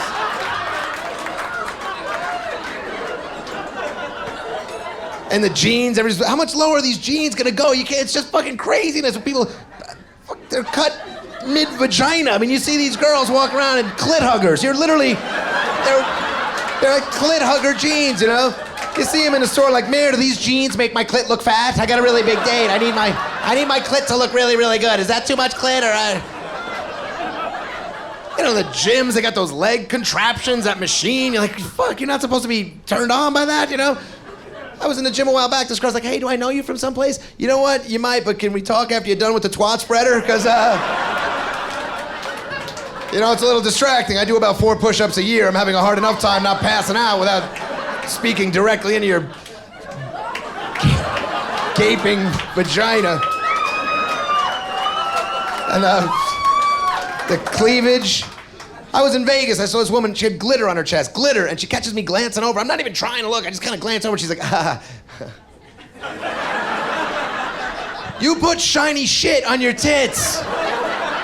What did you think was gonna happen? Were you hoping to divert attention? Was that a diversionary tactic, you know? Wait, why don't you hire a marching band to walk around you with neon titty signs? What are you looking at? What are you looking at? What is your problem? What is your fucking problem, pervert? You're such a... look me in the eye. Look me in the eye. And this friend of mine told me, she goes, I dress this way to attract a guy, but I want to attract the right guy. I don't want to attract every slob on the street. Well, that's how cleavage works. It's not a smart bomb. It's not a laser-guided weapon. You might hit your target. There's also going to be a lot of collateral damage. That's just the way it goes. You might hit the guy in the Porsche, you're also gonna hit the guy with one tooth whacking off on the bus, and you really gotta accept it. You gotta just be happy you have that kind of power over men. There's nothing I can do to have that power over women. I can't walk around with my balls all pressed together. Hello, girls, hello!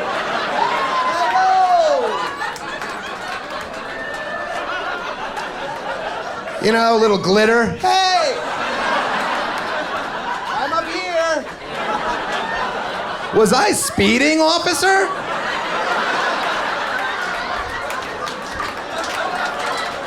But I'm getting obsessed with the idea of aging and death, so I'm trying to be a better person the last year or so. I'm trying to do more sort of moral things, but I don't really belong to any real religion. A friend of mine's Christian, and he said, you know what you gotta do? Anytime you're faced with a moral dilemma, you just ask yourself, what would Jesus do in that situation? You know, what would Jesus do?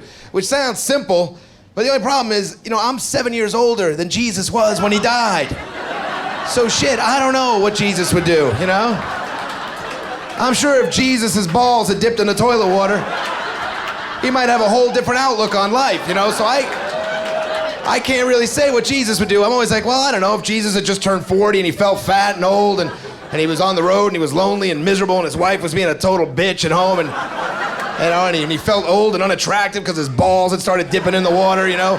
Would he make out with that stripper in Vegas just to make himself feel better? I don't know what Jesus would have done.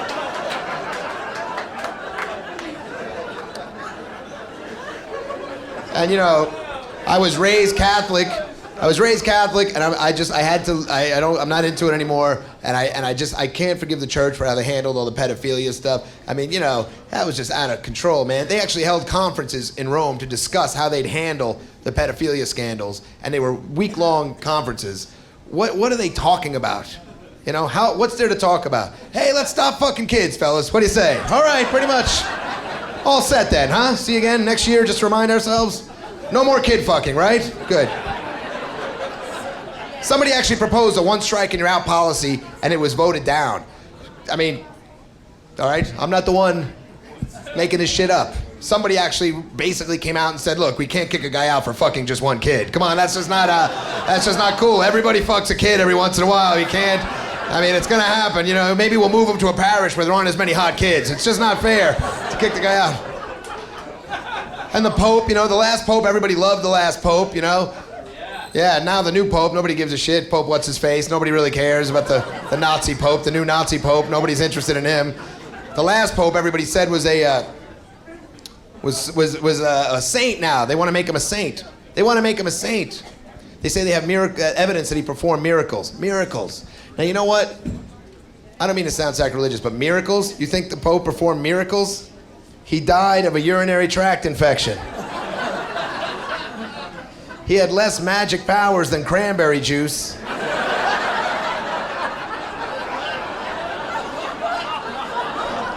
Somehow I'm supposed to believe he's got quite a bag of tricks up his sleeve. The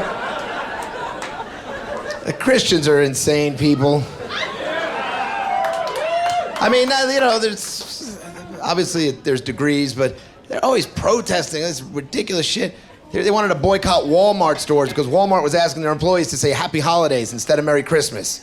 Is that so crazy to say Happy Holidays instead of Merry Christmas? It's not just Christmas. There are other holidays. There are other people celebrating holidays, like the Jews, for example. You know, they have some kind of little horseshit holiday, and it would be wrong to make them feel like second-class citizens, because let's face it, you know, if you're a Jew and you're shopping at Walmart,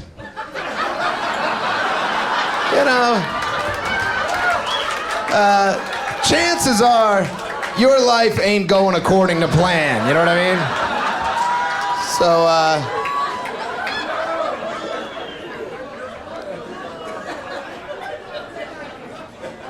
it just seems wrong, you know? It's like, all right, I get it. I didn't go to business school or medical school, you know? I'm just trying to buy some cheap socks. I don't need some old fucking a blue vest reminding me about Christmas when I got nothing to do with it. Hey, Merry Christmas, Jew boy, beat it. That's really what they're saying. Christians, they want you to go see movies like March of the Penguins. Go see March of the Penguins. Get March of the Penguins on DVD. It's a great movie. It's inspiring. It shows you the awesomeness of God's power. Only God would create such a majestic creature as a giant, stupid, flightless bird that has to waddle 70 miles across the ice just to eat one fish and then waddle its stupid ass all the way back. Only a loving God would create such a fucking ridiculous caricature of a living creature. And God said, you know, they said, well, the penguins are monogamous. So that shows you that God wants us to be monogamous. That movie promotes traditional family values like monogamy. Well, first of all, penguins are monogamous for 1 year, one mating season. Anybody could fuck the same person for 1 year. You know? Especially if every person looked exactly like every other person.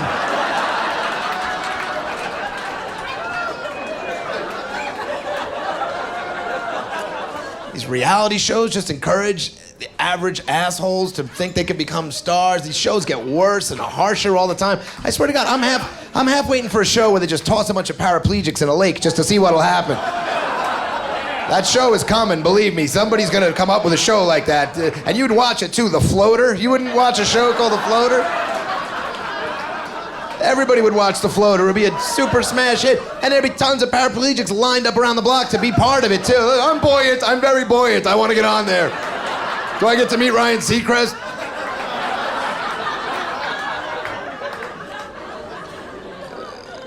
These reality shows where people just go on and admit to, you know, all these daytime talk shows. That shit is just so decadent. You know, I was watching these daytime talk shows the other day. There were a bunch of women on there who had babies and they didn't know who the father of the baby was. And they were just proud as shit. to be on national television admitting that. And I'm not judging these girls morally. I'm really not, because I do a lot of immoral shit, believe me. But I lie about it and I cover it up because I'm a Christian and I have the decency.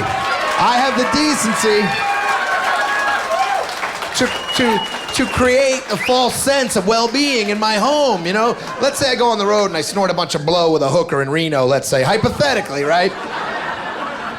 When I get home, I feel pretty shitty about myself, but I don't try to make myself feel better by telling my wife all about it. That would be mean. I carry that pain inside with me. Because I'm a decent person and I care about her and I don't want to hurt her. Because I'm a good guy. So I got to carry all those hooker drug memories in here.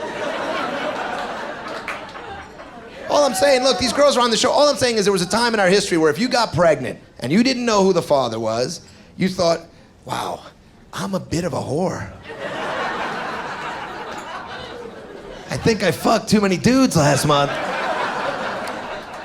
I should have kept better track, maybe kept some records or a sign-in book or something, some kind of something. And you'd be a little embarrassed and you'd come up with some sort of lie to tell the kid, you know, your father was a hero. He died in the war.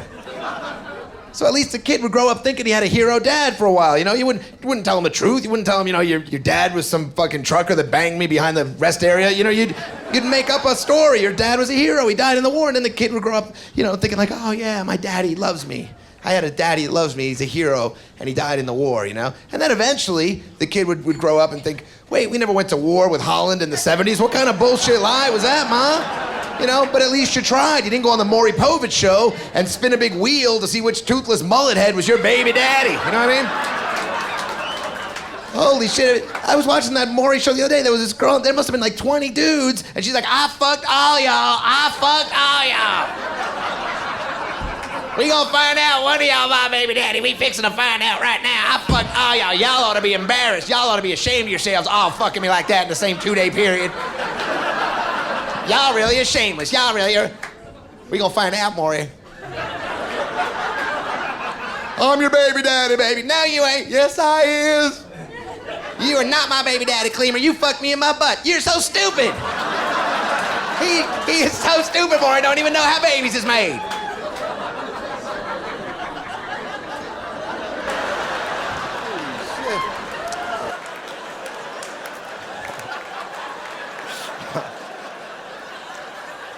Sports. I think sports are way too important to people in America. Holy shit, it's like the new opiate of the masses. It just keeps people from realizing how fucked they actually are, you know?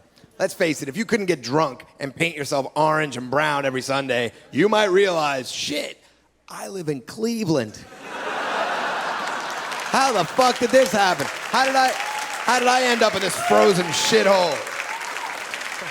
I mean, you know, it's a nice place. I forgot that people from Cleveland will actually watch this. But I mean, it's cold and gray. You know, you look around at your family and your shitty little house that you can't afford the payments on anymore, and your big bloated mess of a wife would waddle towards you with her front butt spilling out over her acid wash jeans, and you think, shit, I'm gonna go shoot myself, my pregnant 12-year-old daughter, right in the mullet with a nail gun. You know, but you don't, because you got the big game to look forward to. Why do you think they held steroid hearings in Congress? Steroid hearings? Is that a congressional matter with all the problems in the world? We got to figure out why these baseball players are using. I mean, that's not a congressional matter. Shouldn't they have been figuring out why we sent the entire military into Iraq looking for weapons of mass destruction that turned out to be 2 donkeys in a box full of sparklers? Before we figure out why Barry Bonds' balls seem to be shrinking. Is that really a congressional concern? They want to take batting records away from some of these guys because they used illicit substances. Yeah, but you know, they're entertainers. Who gives a shit? It's not a congressional matter. You know what's also an illicit substance? Crack. Crack cocaine is an illicit substance. No one's taking gold records away from Whitney Houston. So I think this hero worship of the athletes, holy shit, you know, Michael Phelps on every commercial, you gotta see him. You know, he seems like a great guy and everything, you know, but he's kind of hard to look at. With that tree trunk neck and that little peanut head of his underbite and those jug handle ears, like he's on every, I have to turn on the TV and he'll go, He was on every commercial. He was on something for a hotel chain. He's like, I love pillows. I love pillows. Fuck. Good to have some passions, Michael. I love them. One for each year. He's in a commercial with a Rosetta Stone. That's a language program. It teaches you to speak foreign languages. He looks right in the camera and says he used it. When I learned I was going to Beijing, I thought I better bone up on my Chinese. Fuck. Bone up on it. Like he's already got it down pretty much. Just needs to just freshen up a little. Just a refresher to get that fluency in Chinese back. Like, when I learned. It is impressive that he can swim so fast with that giant underbite. There's no question about it. Seriously. That's got to create some drag, I would think. He's got to be like a sperm whale feeding on krill as he makes his way through the pool. And he seems like... He's got all these books out. There's a book called Beneath the Surface. Look, Beneath the Surface, what's in there? What makes him tick? Could you imagine reading that book? I like swimming and pillows and smoking weed. He got so fucked over for that weed smoking, I will say that. That was ridiculous. Holy shit, they caught him smoking weed. They treated him like they caught him shooting heroin into the soft spot of a preemie baby's head, you know? Like, I like baby. It's fucking weed. It sends the wrong signal to children. Yeah, it tells kids you could smoke a little weed and still be the greatest swimmer in the history of mankind. It's not gonna kill you. I like weed. Although, could you imagine the size of the bong hits Michael Phelps must take? Holy shit, talk about bowl-clearing lung capacity. You do not want to be sharing your weed with Michael Phelps.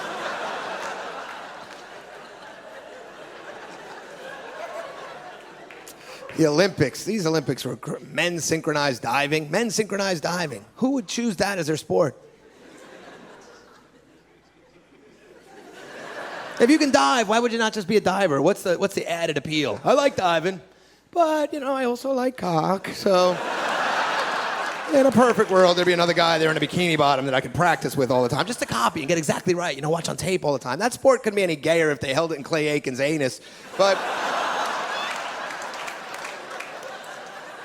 China's a fucked up country in the first place. By the way, do we make anything in America anymore? Do we make anything in America besides porn and autistic kids? Holy shit.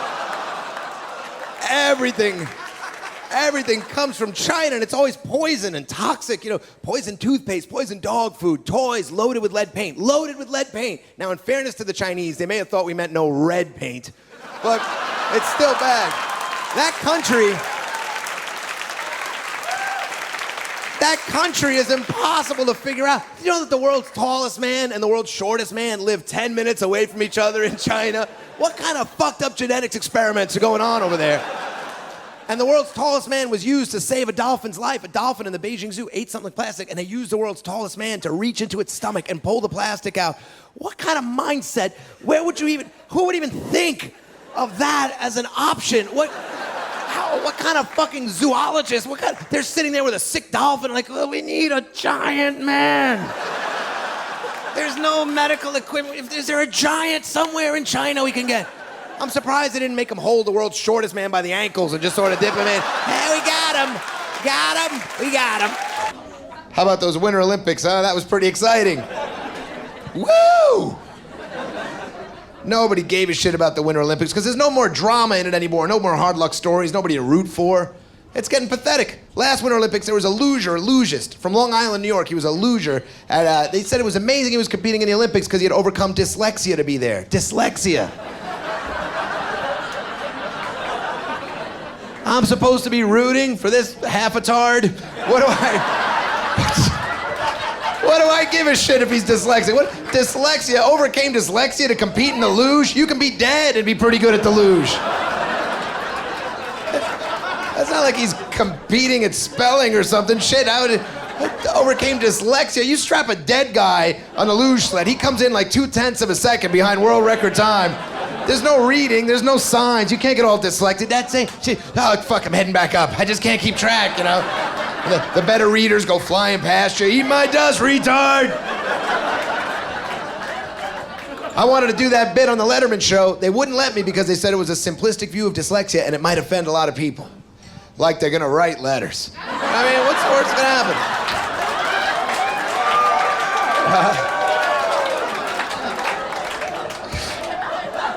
Everyone's so worried about people complaining and writing letters.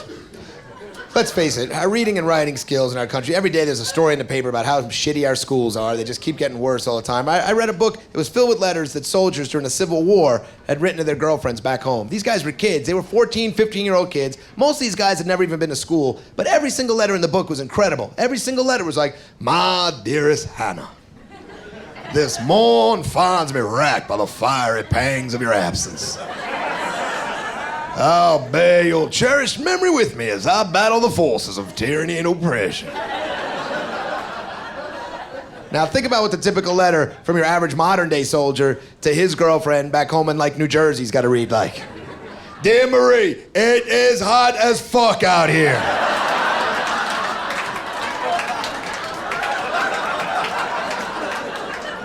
It is hard to fight these sand monkeys with your balls stuck to your legs.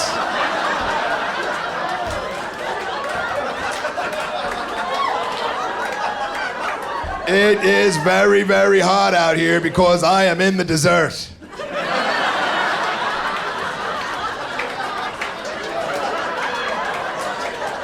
What else did I want to ask you? Oh yeah, don't fuck nobody, like it back."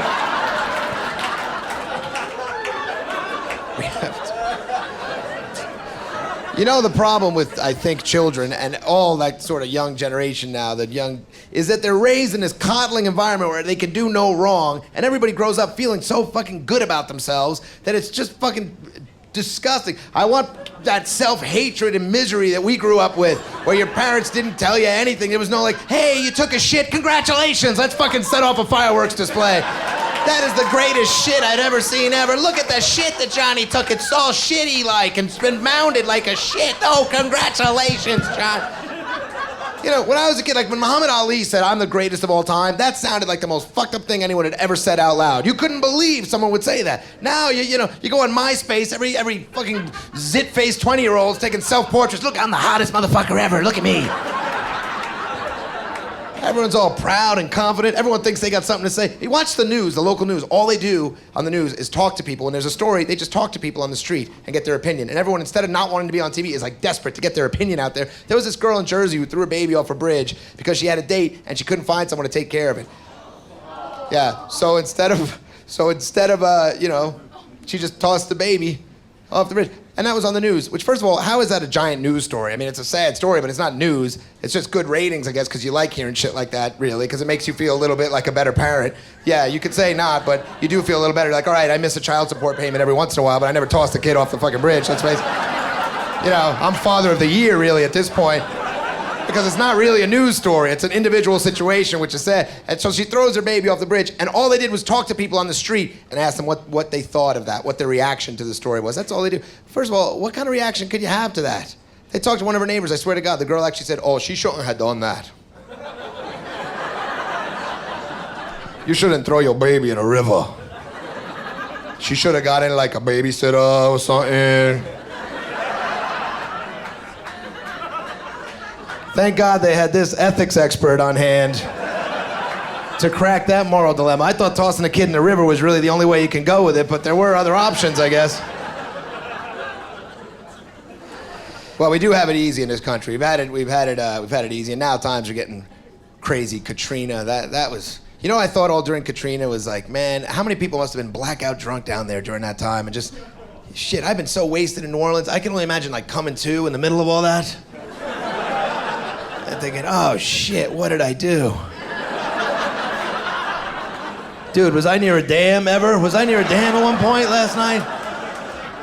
What the hell happened? I heard a lot of people saying that during Katrina, that the poverty was revealed, and that we saw that there was, poverty in our country. And that's kind of true. People don't want to admit that there's poor people in our country because you don't think about it. Because in our country, too often poor people, they just look like black people. So you're like, well, shit, you don't think of them as poor people. You don't think of them as poor people until they come floating by on a car door with their kids in a cooler, and you're like, holy shit, that dude's poor, huh? Look at that. He doesn't even have a bass boat or nothing. What the hell's he thinking? Floating around on a car door. They kept showing the looting footage of those guys stealing beer, and it was the same clip of them stealing beer from the liquor store, and everyone was blown away that someone would steal beer. Look at those people stealing beer at a time like this. Can you believe it? Can you believe they're stealing beer at a time like this? Fuck yeah. Yeah, I can believe it.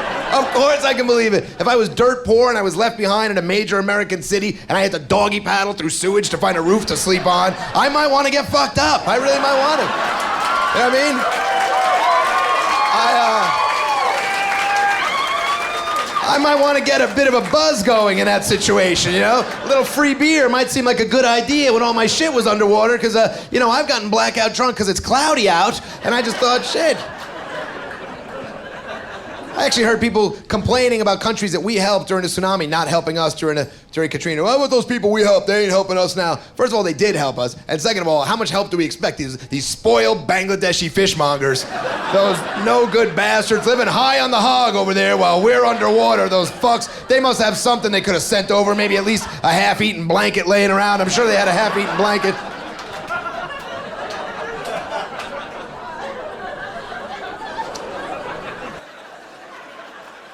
So the economy has been, the economy's been terrible, of course, but you know what? There's some good things about the economy being so bad. People are keeping things in perspective for the first time ever. It's unbelievable. People are saying things like, you know what? I hate my job, but in this economy, I'm happy just to have my job. A lot of people don't have their jobs, you know? I didn't get a raise this year, but in this economy, I'm happy just to have what I have. A lot of people don't have that. I have a shitty car. But in this economy, I'm happy I still have my car. A lot of people don't even have cars in this economy. I got raped in the ass last night. But in this economy, I was happy just to get raped in the ass. A lot of people aren't getting raped in the ass out there anymore. It's good to get raped. They set all my shit on fire, too, which I thought was unnecessary. But in this economy, I was happy just to have shit to burn, you know? The fact that I was raped in the ass and had all my shit burned, in this economy, I was pretty happy to have that. A lot of my friends, have a lot of money, and they were calling me up, hey, did you lose a lot of money in the stock market? Did you get creamed? But I've had a lot of personal problems in the last few years, so I don't have any money at all. So they're calling me up. I'm like, no, actually, I have exactly the same amount of money now as I did when all this shit started. Turns out investing all my money in tequila and strippers wasn't such a bad policy after all,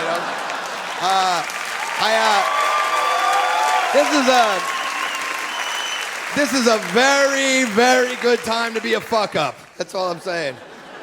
The expectations are pretty low. The Obama administration, they lifted the ban on embryonic stem cell research, which I wasn't even sure what embryonic stem cell research was. I just knew the Christian groups hated it, so I thought it had to be awesome. And I looked it up a little bit. It turns out that embryonic stem cells, they're stem cells that come from human embryos, and they can be used to cure diseases like Parkinson's and cancer. And these Christian groups were blocking the use all the time because they say, well, these stem cells come from a life. They represent life. Life is being destroyed. There's a miracle of life there. A miracle of life. It's just a couple of cells. It's just a human egg, a few cells that's been touched by just a teeny, tiny little bit of jizz. It's just a little bit of jizz on there. That's all. You put just a little jizz. It's just jizz. It's nothing miraculous. It's jizz. I have shitloads of it sitting around my apartment right now. It's just jizz. That's all. It's not something special. It's not a miracle. It would be a miracle if the jizz could make a baby all by itself. If I get back to my apartment and there's a baby crawling out of my wastebasket, all covered in tissues and shit. I'm like, whoa! I better take little jizz baby here to get baptized or something, because clearly these Christians are onto something. Maybe I better take little Spunky. I better take little man goo here down. I wouldn't call him man goo, probably. That'd be a little too on the nose. Something else, these stem cells, they could use them to cure diseases like Parkinson's. Michael J. Fox has Parkinson's. I've done a lot of shows for this guy. He's awesome, He is way cooler than any fucking baby I've ever met, ever. There's a Puerto Rican woman who's been nominated to be on the Supreme Court. That's pretty exciting for a lot of people. Not anyone here today, but a lot of people get excited. A lot of people get excited about that. I was talking to this guy, this fucking asshole, and the guy says, I couldn't believe the shit that was coming out of his mouth. He says, you know what, I don't know that I'm comfortable with a woman on the Supreme Court. I mean, I don't like when women get jobs like that. You know, I don't like women judges. You know, it's just like, you know, what if they have to make a real important decision and they're having their period or something, you know, and they're like cranky or whatever, and, you know, that's people's lives are on the line. How fucking ignorant. Is that the most ignorant shit you ever heard in your life? If she's having her period. Yeah! It's the most ignorant shit I ever heard. She's got to be in her 50s. On her period. This woman she's definitely been through menopause by now. She's almost as good as a dude now. She's got to be dry as a bone down there. What kind of ignorant asshole? It's like a desert. She might as well have balls. Why would you think she wouldn't make a good judge? It's like a guy because there's no more bleeding.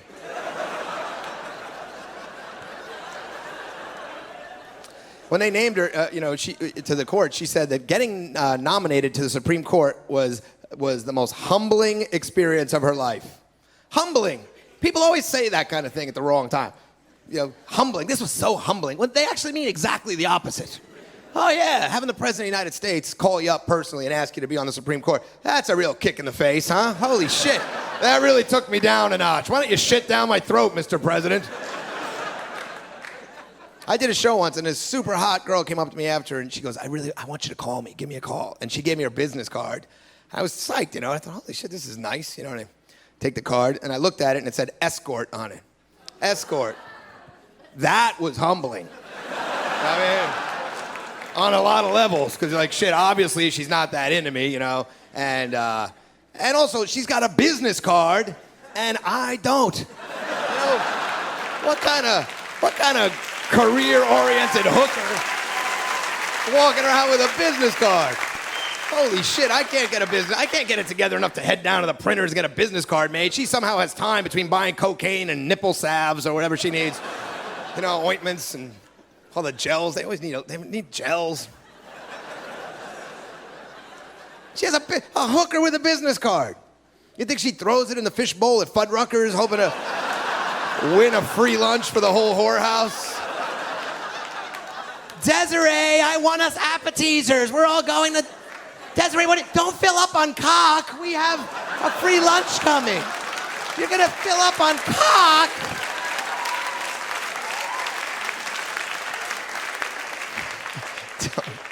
Don't fill up on cock. You know, when I travel around a lot, and sometimes I can't tell the different kinds of sense of humor. When people are too nice, I don't know if they're fucking with me or if they know me from the roast and they're trying to roast me. I was checking into a hotel recently, and the girl behind the counter says, we need to get you in a handicap room.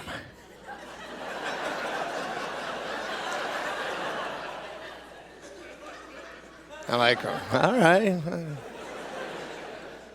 Zinger. But it turned out she was trying to hook me up with a bigger room. Like, in this hotel, the handicap room is like the big room. That's how you know you're staying in some quality places. When the handicap room is their version of the presidential suite, you know. Your room is ready, sir. But, you know, I didn't really appreciate it enough at the time, so every time I walked past her, I felt like I had to really show some appreciation. So I'm like, thank you, what a room, thanks. Really is everything you said it would be and more. I never imagined that one day I might shit with my feet 3 inches off the ground. Very nice. That little waist height peephole is very helpful. Oh, hey, come on. These balls don't seem threatening at all. Come on in. Oh, are you housekeeping? Come on in. How come when you put the do not disturb on the door, that doesn't seem to apply to the housekeeping? Or the housekeeping, I have the fucking do not disturb sign on housekeeping. Who else is it intended for? Pretty much you were the only person I thought might swing by.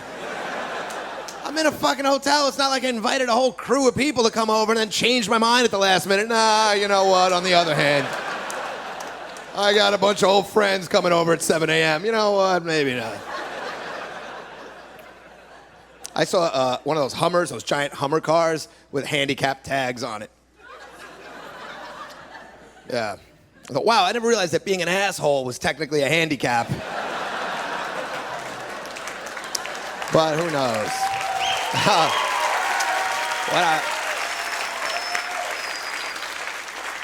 When I was in the handicap room, I actually slipped and almost fell in the handicap shower. How ironic would that have been? To become handicapped while staying in a handicap room?